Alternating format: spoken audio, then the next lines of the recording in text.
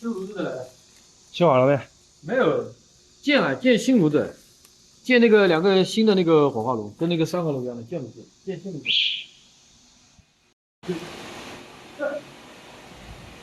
39度，中午12点35。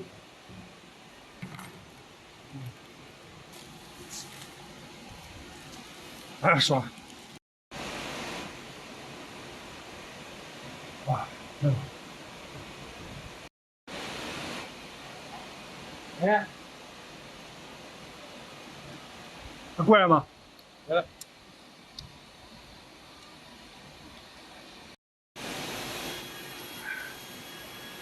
啊，怎么了？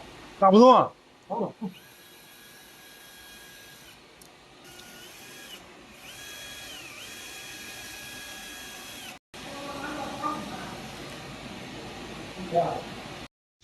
像我们这边白天啊火化很少，基本都晚上火化。直到今天中午刚吃饭的时候来了2个火化，太热了。这几天高温天气，江苏这一块呢都是41度，然后我们的火化间呢加过水39度。今天我们刚把它清洗了一下。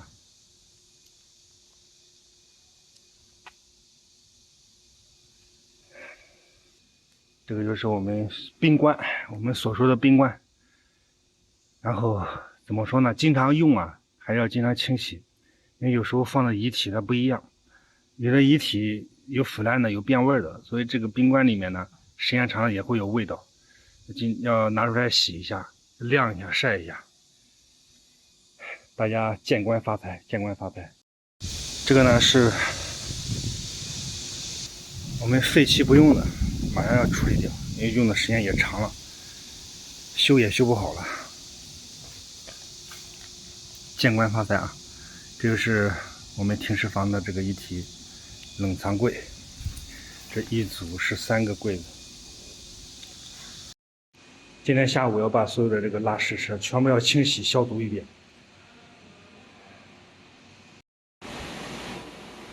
对，它这边正好加过水，凉风吹出来，它这个温度是39，其实不止，要有42度。这个地方就是大概有45度左右。今天往上升了。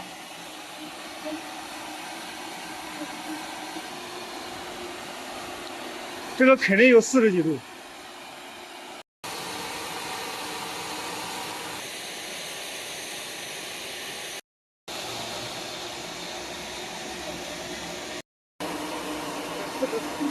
46度。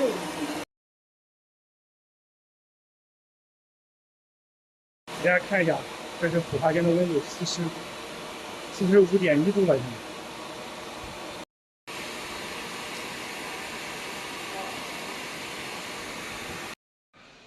再喝一口冰可乐。哎呀，本身这个炎热高温的天气，确实让人受不了，尤其在外面啊，真的让人受不了。在火化间内更是让人难受，因为它一个比较闷热，第二个是它火化炉啊，确实，这火化炉周边包括那个我们在操作火化炉的时候，会产生高温的气体，那室内的温度比室外温度要高，因为室外有空气流通。当然，相比之下，我们虽然在室内就是晒不着、吹不着，但是闷热。